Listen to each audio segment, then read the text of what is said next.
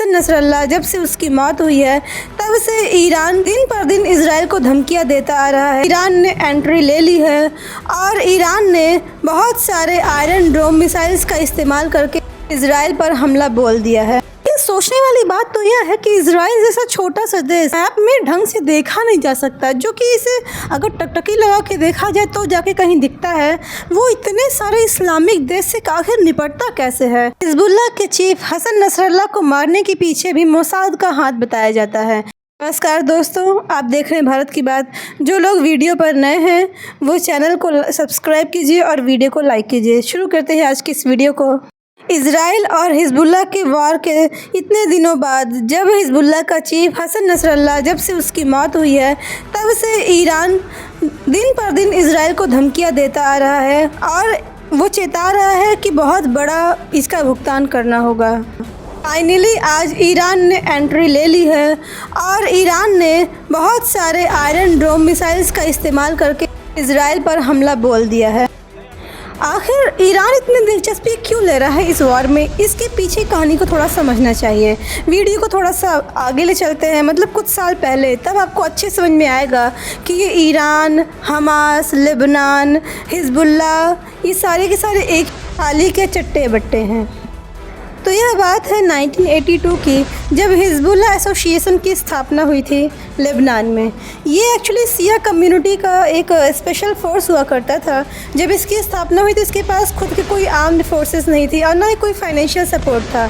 तो इसको सपोर्ट करने के लिए ईरान आया। ईरान ने इसे फाइनेंशियल और हथियार वगैरह सप्लाई करना हुआ, आइडियोलॉजी वगैरह शेयर करना हुआ। हालांकि ये सभी के सभी मुस्लिम कम्युनिटी थे, तो इस वजह से एक धार्मिक रिलेशन बना और ये दोनों आपस में जुड़ गए। इन सब का एक मुख्य उद्देश्य था इजराइल के ऊपर अटैक करना और जो मुस्लिम कम्युनिटी के बीच जो इंटरेक्शन हो सकता है उसको ज़्यादा से ज़्यादा बढ़ावा देना। तो ये बात हो गई हिजबुल्लाह की। अब बात करते हैं हमास आतंकी संगठन की। तो हमास जो है वो एक सुन्नी मुसलमान समुदाय का एक मिलिटेंट ग्रुप है जो कि फ़िलिस्तीन में हमेशा सक्रिय रहता है और वहाँ पर नियंत्रण रखता है।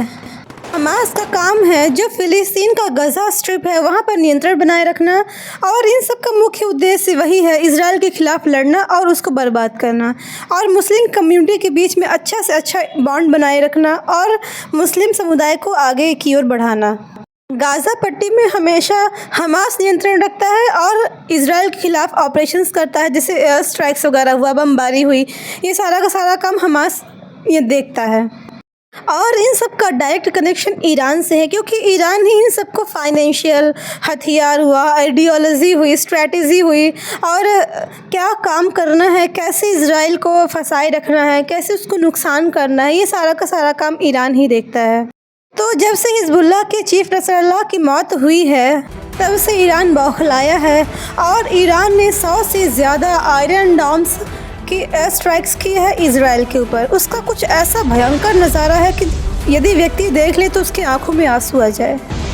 ये जो आप देख रहे हैं कोई फुलझड़ियाँ नहीं है, ना कोई आतिशबाजी चल रही है, ये आयरन डोम्स की एयर स्ट्राइक्स है इजराइल के ऊपर, जो कि एक के बाद एक आप लगातार कैमरे में देख सकते हैं। एक्चुअली ये एयर स्ट्राइक्स सबसे ज़्यादा हुई है और इजराइल के इलाके में हुई है जहाँ पर ज़्यादातर लोग निवास करते हैं, ताकि इजराइल को अंदर से तोड़ा जा सके। लेकिन सोचने वाली बात तो यह है कि इजराइल जैसा छोटा सा देश जिसे मैप में ढंग से देखा नहीं जा सकता, जो कि इसे अगर टकटकी लगा के देखा जाए तो जाके कहीं दिखता है, वो इतने सारे इस्लामिक देश से आखिर निपटता कैसे है। एक छोटा सा देश जिसे नक्शे में भी ठीक से देखा नहीं जा सकता, आँखों की टकटकी लगाई जाए तब जाके कहीं वो नज़र आता है। इसके पीछे एक बहुत बड़ी स्ट्रेटजी है इतने सारे देशों से निपटने के पीछे, जैसे कि इनका इंटेलिजेंस पावर। इजराइल की खुफिया एजेंसी जैसे कि मोसाद, शिन बेट, ये इतनी बड़ी, इतनी कैपेबल खुफिया एजेंसीज़ है जिसके पीछे दुनिया की सारी खुफिया एजेंसीज फेल हैं। हिजबुल्लाह के चीफ हसन नसरल्ला को मारने के पीछे भी मोसाद का हाथ बताया जाता है। मंगलवार दोपहर को जो कुछ लेबनान में हुआ उससे ईरान का समर्थक यानी हिजबुल्लाह के समेत पूरी दुनिया चकित रह गई। मोसाद का ऐसा कारनामा इससे पहले नहीं देखा गया था। लेबनान में अचानक से पेजर्स फटने लगे। एक साथ पेजर इस्तेमाल करने वाले हज़ारों लोग इस अटैक का शिकार बन गए। यह हमला इतना बड़ा था कि 9 लोगों की अचानक से मौत हो गई और 3000 से लोग ज़्यादा घायल हैं, और जो लोग घायल थे उसमें ईरान के राजदूत भी शामिल हैं। दरअसल हिजबुल्लाह के जो कमांडर हैं वो इजराइल के हमले से बचने के लिए वो फ़ोन की जगह पेजर का इस्तेमाल करने लगे। पेजर एक इलेक्ट्रॉनिक डिवाइस है जिसके थ्रू हम अपना बात कर सकते हैं, एक दूसरे तक अपना संदेश पहुंचा सकते हैं। लेकिन वो शायद भूल गए थे कि इनका सामना मोसाद जैसी ख़तरनाक खुफिया एजेंसी से है। पेजर एक पुराना इलेक्ट्रॉनिक डिवाइस है जो आजकल तो बिल्कुल यूज़ नहीं होता है। आजकल हम मोबाइल जैसे इलेक्ट्रॉनिक डिवाइस का इस्तेमाल करते हैं अपने संदेश को पहुंचाने के लिए, लेकिन इजराइल ने इसे अपने हमले में उपयोग किया और सबको चौंका दिया। एक्सपर्ट्स का तो ये मानना है कि इजराइल ने इस पेजर का डिलीवरी करने से पहले इसके साथ छेड़खानी की थी, जिससे वो निश्चित समय पर फट गए। नहीं तो ऐसा तो नहीं हो सकता कि यूज़ करते हुए, बात करते हुए कोई भी पेजर फट जाए। हमले के कुछ समय तक हिजबुल्लाह को ये समझ ही नहीं आया कि आखिर ये हो क्या रहा है। हालांकि उसने बाद में फिर एक बयान जारी किया जिसमें इस अटैक का जिम्मेदार इजराइल को ठहराया था और इस हमले की बदला लेने की भी धमकी दिया गया है। एक सूत्र के मुताबिक यह बताया जाता है कि जब आयात हुआ था एक शिपमेंट के थ्रू, तो यह जो पेजर है वो हिजबुल्लाह के पास पहुंचने से पहले वो मोसाद जैसे ख़तरनाक जासूसों के पास पहुंच गया और जिसके साथ छेड़खानी की गई और उस खामियाजा भुगतना पड़ा। सूत्रों के मुताबिक यह खबर आती है कि मोसाद ने इन पेजर की बैटरियों पर अत्यधिक विस्फोटक पदार्थ यानी PETN को रख दिया था। मंगलवार को एक ही समय पर इन सारे पेजर्स को हैक कर लिया गया और इसका तापमान बढ़ा दिया गया और इन सभी को विस्फोट कर दिया गया एक ही समय पर। बताया जाता है कि हर एक पेजर में 20 ग्राम से अधिक का विस्फोट रखा गया था और जो यह पेजर ब्लास्ट हुआ है इसे हाल ही में हिजबुल्लाह ने खरीदा था।